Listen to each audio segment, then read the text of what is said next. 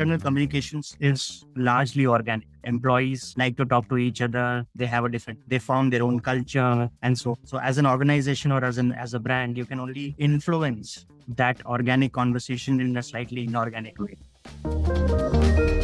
Hello and welcome to Master of Comms, the podcast for transformative communication, straight from the pros. In this episode, our guest expert will share his recommendations on the best ways to manage the blurring lines between internal and external communication.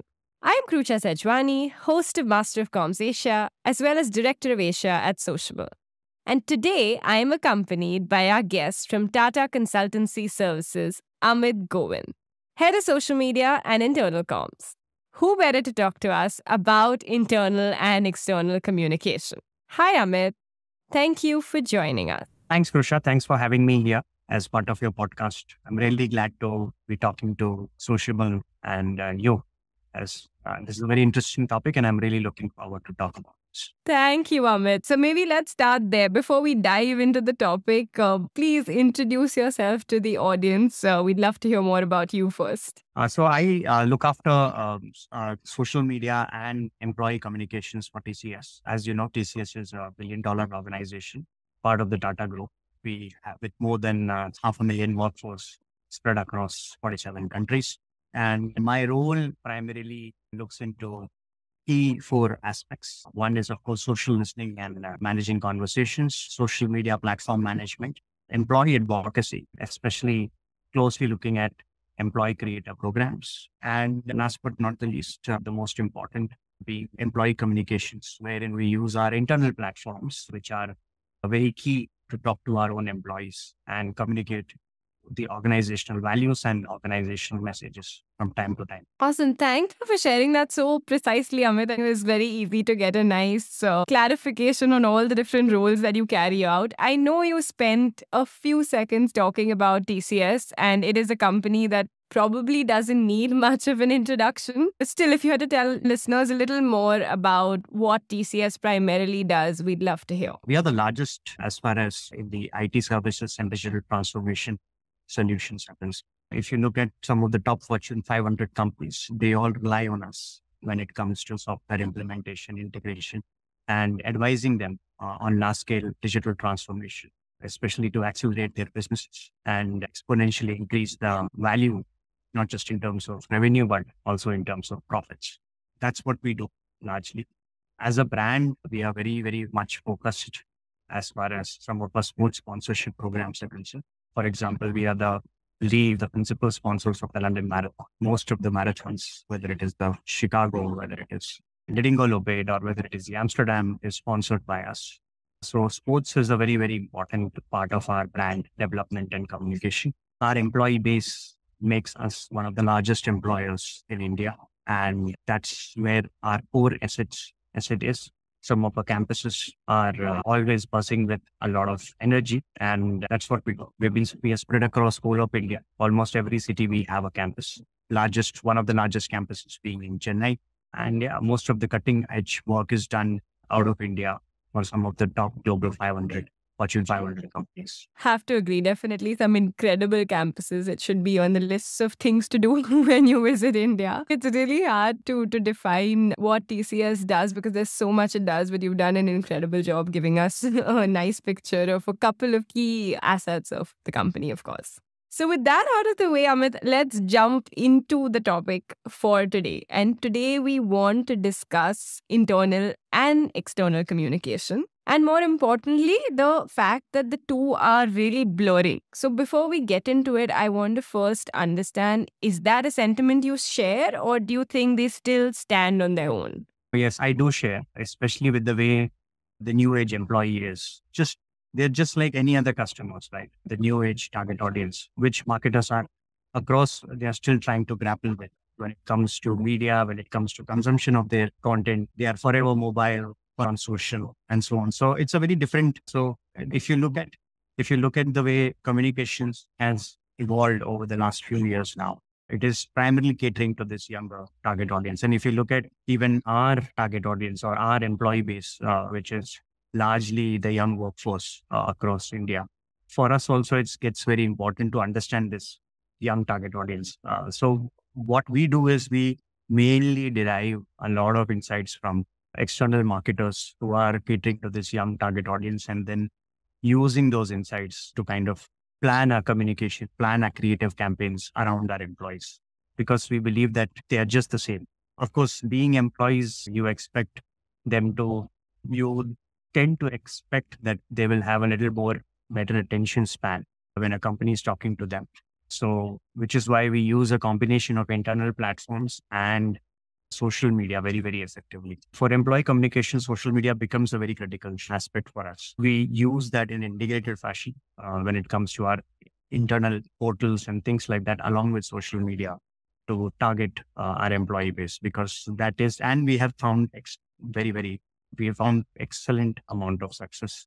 And I think that's something which we will continue to do. That is so interesting and fresh. So, what you're saying is you're pretty much treating your employees almost as an end customer as well. As you said, they probably have more engagement or more attention to what you're talking about, but you're not only using internal mediums, you're actually using social media as well. Yes, that's absolutely right. Whether it is LinkedIn or Instagram, or for that matter, even Facebook, we don't shy away from talking to our employees through these platforms as well. Of course, there are certain really internal points or internal discussions, which we then restricted to our own internal platforms. But largely today, the world is quite porous. Today, the world is quite transparent. We don't shy away from using social media at all. And employees love it. Employees do engage with us. It's very forward thinking. And I know when you're explaining it, it almost sounds obvious. Like everyone should be doing this. From what I've heard and seen, isn't used as widely. And you're definitely one of the first to probably be doing something like this. At the same time, challenges of having such a large workforce, you also need to think differently, because it's not going to be possible that such a large workforce is going, and which is so mobile, you're going to get them all in one place, which is why social media becomes a critical aspect of our communication when we have to do any form of integrated communication. Amit, something before we go deeper into these tools that you've been using, would you say that this blurring of internal and external, in that case, do you think it's primarily because of mobile and social media, or are there other reasons why these lines have blurred? I mean, while mobile and social media, of course, they are just the carriers. It is the change in content style and content consumption and attention span and other aspects. And I guess that is what is kind of driving this in some way. So while these are mediums and they will continue to evolve, what is important is that brands and marketers are finding new ways to talk to people, which is simplistic, to the point, fact-based, visually driven, and so on and so forth. So that's where the key is. Largely, if you look at traditionally, employee communications or internal communications was largely restricted to internal magazines, internal portals, and it was slightly stiff, right? In the last few years, especially, of course, with social media and internet and many other aspects, there has been an increasing amount of transparency. If you look at the way leaders are also talking across organizations, they are also talking in a very, very transparent manner. We saw in COVID, especially, many companies talking in a very transparent manner. Many leaders also took on to LinkedIn and other forms of social media to talk to their people, not just leaders, political leaders. They all have LinkedIn pages where they're talking to their customers or their people on a daily basis. Communication itself has been simplified. And I think that is the key, which we need to understand. And keeping that as many tools, and I use as many platforms to reach out to you. But if your communication is simple, then it will travel fast. That's very well explained. Yeah. Because that's how these platforms are designed in a way. Correct. So what you're saying is one is the medium, which is why you all are using more than one medium. It's no longer, as you said, just an internal magazine or one newsletter. There are multiple mediums. And then it's also the content itself that you're putting out. As you said, it needs to be more visually appealing, or it needs to be in different formats. The attention span is lower, etc. And so you're taking all of that to do something holistically. Amit, can I bother you this paints a very clear picture. I'm going to bother you a little more to take us maybe a little deeper into it. Could you give us maybe an example where TCS has used these different mediums, the different forms of content in any kind of internal communication use case? Yeah, Prisha. I can give you, several examples. In fact, we use integrated way of communication on a daily basis. But I would like to talk about one very, very important campaign, which was also so important. It was during the COVID time. TCS embarked on this journey where we wanted to ensure that our employees are vaccinated. And we said that if we have to look at the vaccination rollout program, while we will use all forms of communication, internet, such as emails, in Ultimatic, our intranet, and other forms, internal platforms, we somewhere still, because everybody was involved, we somewhere felt it was not going to be possible to reach out to all our employees easily. So we said that what do we do? How do we kind of our employees, because they are all mobile, they are all in different locations, they are working from home. So of course, we used something called the Facebook Dark Post feature, where we have a match rate of 60% on Facebook, where we targeted our employees to talk about the vaccination program and where they can enroll. How can they enroll using internal platforms for the vaccination, for the TCS vaccination drive. We also gave it a very cool name in line with the IPL called the T vaccination, so that people could kind of get a little excited about it. We also observed a lot of vaccine hesitancy in Bangalore, Chennai, and a couple of other regions. So we decided that we will start rolling out marketer campaigns, personalized mass mailer campaigns, where we will send out mass mailers through the desk of the center head or CEO and tell people that why vaccination is going to be important. So the mail was to a specific employee through the use of Marketo. So Marketo was, if you look at marketing automation tools, they are mainly designed for talking to external audience and customers, but we used all of these things for internal audience because that was the need of the hour. That was important for us to do. And that was something which we thought we should deploy to reach out to all our customers, to reach out to all our employees. And finally, after doing all this, we were 90% hit rate as far as our vaccination program was quite a big success. And of course, hats off to HR and admin and everybody to kind of create such a successful program to vaccinate so many employees. We did not just vaccinate these employees, but we also took care of other Tata employees. So that was a huge thing for us. That's incredible. What a campaign. You chose, as you said, you do this on a daily basis, but you chose quite a pertinent example. And thank you for taking us through the fact that the mediums you used, but also the kind of content you put out and then the results you got is a very complete example. And obviously, because it was related to vaccination, it not only ticked communication buckets, but the impact was even beyond that. Absolutely. It was well beyond that. Amazing. Amit, you mentioned the last thing you said right now when you were talking about, you spoke about the mediums, you spoke about the impact, and you mentioned hats off to HR, to admin, to multiple departments. And that does bring me to the question, we are talking about blurring lines between internal and external communication. So how do usually these departments do work in silos? How does it work at your end, and how do you ensure that they can work together? No, generally, because this is largely an employee-centric issue, what happens is that when it comes to working in tandem with each other, these are the central functions which kind of come into immediate play. So HR, of course, when admin, because campus-related activities are controlled by an admin, HR is, of course, the most important. We then get into the fact when it comes to designing the communication for employees and things like that, right? And then, of course, we also have our tech team, which manages the internal IT systems. So all these departments come into play and work with each other in a collaborative fashion when it comes to such large campaigns, which are employee-centric campaigns and things like that. For example, the entire vaccination program tech backbone was designed by our internal IT system because, you need to track who's getting vaccinated and who's not. HR, basically, you're responsible for managing the on-ground activation along with, and we were sourcing of vaccines and things like that. Plus, at the same time, we were responsible for communication, telling people when to go, what to go, how to go, and so on and so forth. So it was like a very solid campaign. And that's how we kind of roll out most of our major campaigns when it comes to managing employee communications and employee engagements. I'm really glad you shared that. And that was also the reason I kind of paused on it when you said that, because it's interesting to say that when we talk about employee communication, internal communication, there's always the question of who's responsible for it, right? It's like this baby that goes from one lab to another. And it's interesting that usually the best campaigns do have a multi-department effort that goes in. And you've really well described it with like HR, comms, IT, all of these together. And that's why especially when your lines are blurring between an internal and external comms, everyone coming together and playing their role is when you get the best results. Absolutely. Absolutely. Amit, I also wanted to talk about now. This picture sounds great. You're like clearly doing a very good job with these blurring lines and being able to treat your employees as, or if not more, than the end audience and working your medium's content strategy around it. But when you were setting this up, so when this was happening, when the lines started blurring, when you all decided this is the route you all want to take, were there challenges and what were they? Challenges is just, there weren't many challenges, but the challenge is mainly the mindset. So the mindset is that these are internal things. How can we use the external platforms to talk? But it's just the mindset. But mindsets can be easily managed if you have the data to back it up, right?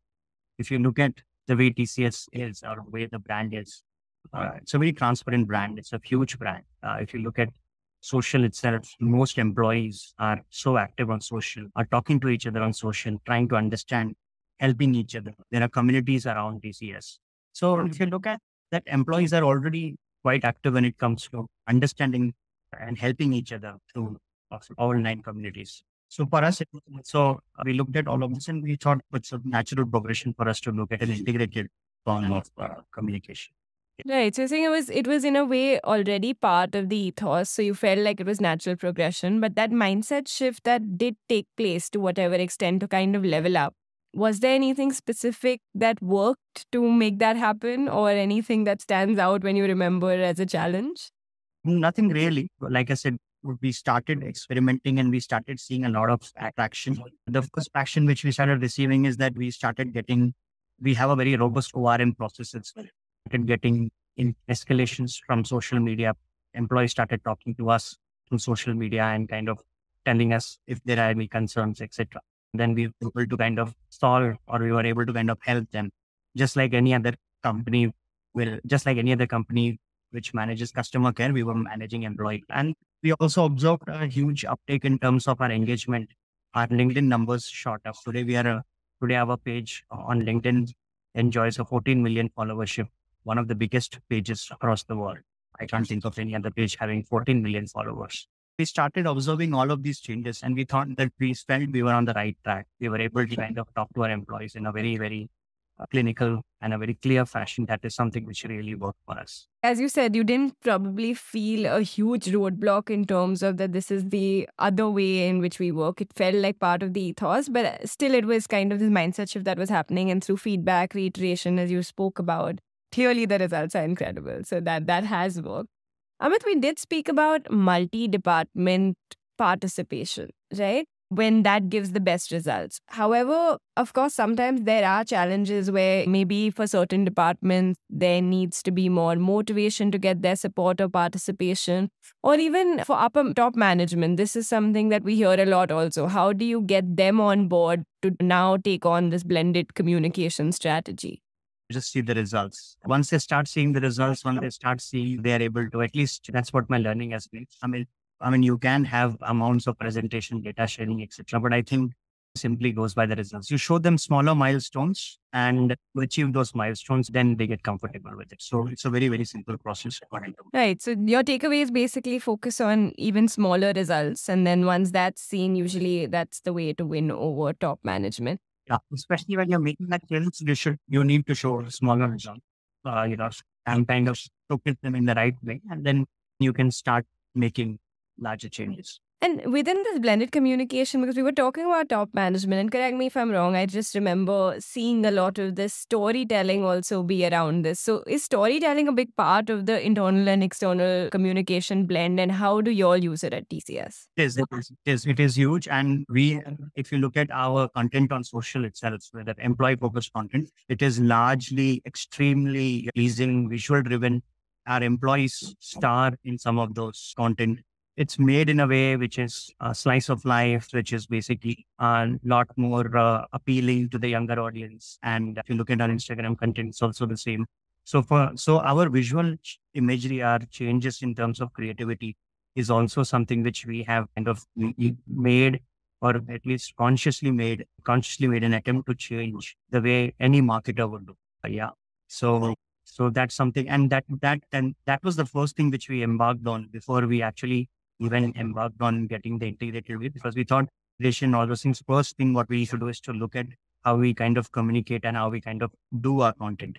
And that was something which we first embarked on, and then followed after this, we kind of track how to integrate and things like that. Because if you don't have content, then no amount of integration and platform will work for you. Right. That's very useful to know that if you're looking at a starting point, then it's, re-looking at the content itself. And then it goes into, as you said, the mediums and the integration of how that works.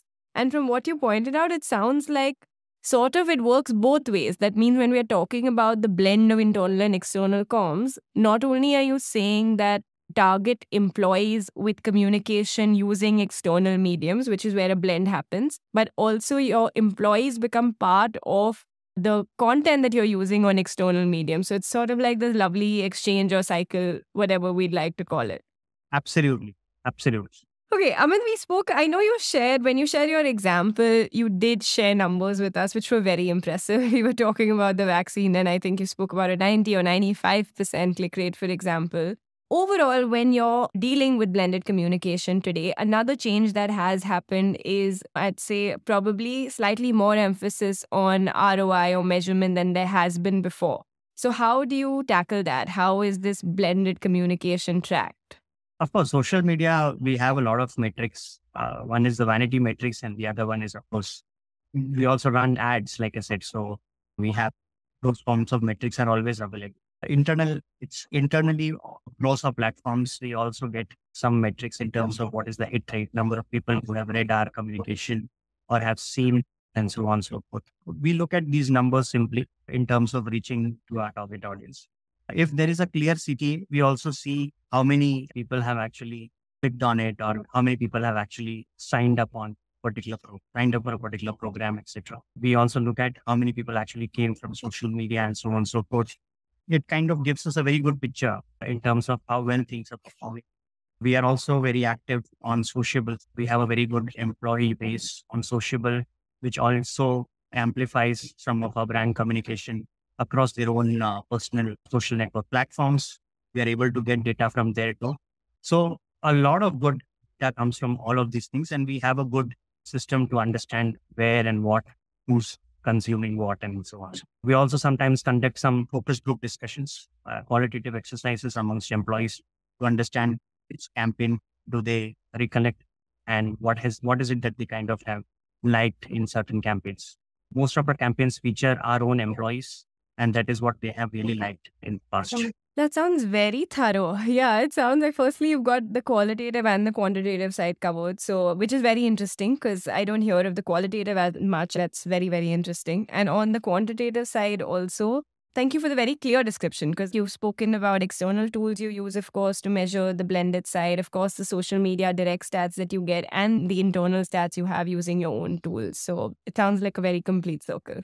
Absolutely. Absolutely. We will do more. Like I said, our entire inspiration is from the way marketers talk to their customers. So whenever we have our internal unit called behavioral sciences, which is part of TCS research, we are trying to see how can we kind of integrate some of the best practices from behavioral sciences onto our employee communication so that we can create a lot more robust forms of creative campaigns for our employees. So those things are also going on. So that's what will be the key as we integrate both the mediums in this area. That's fascinating. And I have no doubt I'm already excited, maybe a few months down the line to already hear about the next steps there. But Amit, what you said now is again clear proof of the fact that TCS has always been ahead of the curve when we are talking about communication. Many people, so we have a lot of, I'd say, communication professionals, experts, or even people who maybe want to study the art listening into this today. So I want to maybe take a step back and now sum it up for them that, of course, you all have done an incredible job with blended communication. But if there's someone who's starting out or who's in the early stages of it, what are maybe just, if you had to sum up 3 key recommendations to them that what should they be doing and taking most seriously in this journey? First, challenge any form of mindset.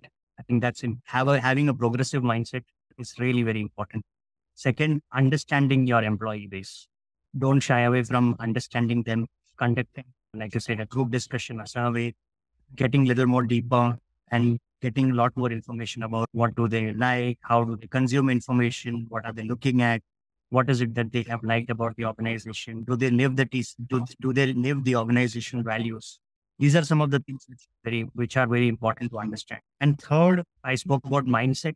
So from mindset, if you challenge the mindset, you will then immediately be able to look at how to kind of reimagine communication campaigns, how you can also reimagine platform management, targeting to the younger audience, understanding their minds. So the crux of everything is first challenging the mindset. And then once you challenge the mindset, traditional mindset, you will be able to reimagine every aspect of internal communications. Internal communications, if you ask me, has been one of the most ignored fields over the longest period of time. It's not been updated. It's kind of, there were many platforms which were launched like Yammer and many other things, but Facebook also had launched, I remember, something called Facebook at Work, but everything was kind of limited. That's also because the communications is largely organic. Employees like to talk to each other. They have they found their own culture. And so as an organization or as a brand, you can only influence that organic conversation in a slightly inorganic way. So which is why it's very important that when you try to do that, challenging the traditional mindset and understanding the target audience and understanding their motivations, etc., becomes very critical. So that then you are able to influence it in the positive way. Otherwise, and more importantly, influence in a positive way, but at the same time, influence more like a colleague and less like an organization, because that's how the new age employees listen to any form of new communication. I love that. I think that sums it up so well. I'm going to repeat it just for my benefit. That's how I learn best, and hopefully that helps the audience. But the 3 quick takeaways, I think, as you mentioned, mindset was the most important one. So firstly, accepting the blended communication and knowing it's the present, not just the future. Then you spoke about, which was very interesting, which is understanding the employee perspective and not shying away from getting feedback, understanding the expectation they have, talking as a colleague instead of an organization, which was a very interesting line, I thought. And then it ends with the more execution, reimagining side of the actual, how do we then reimagine our content, our campaigns, the mediums we are using, etc. Would that correctly sum it up, Amit? Absolutely. Very well said, yeah, for sure. Thank you. Your words, just relaying them back to make sure we understood them well. You were super clear with it. Thank you so much, Amit, because that's been so useful for me for sure, and I'm sure for a lot of listeners out there. I want to ask you something I love asking all our guests before they leave, which is not very related to communication. But can you share with us the title of a book or a movie that has had a big impact on you recently? There are several books which I'm a keen history observer, so I really love history. I really love books by Manu Pillai and William Dalrymple. But there is one book which I would probably ask everyone to probably read, especially in October being the mental health month. It's a book called The Things You Can See Only When You Slow Down. I've read it. I love the book. I read it last year. To every young person out there, to every person who's trying a good year, is used as a foundational book. Read one chapter at least. You will immense out of. That's all from my side. What a wonderful recommendation. Thank you, Amit. It's something that I can second as well. I really enjoyed the book. And in fact, it's one of those books, as you said, read a little every day. I wouldn't mind revisiting it. So thank you for sharing that with us. And thank you for sharing your valuable time with us. Thank you so much. A pleasure. Thanks, Amit. Bye. This was Master of Comms, the podcast for transformative communication straight from the pros. Follow us here for the next episode. See you soon.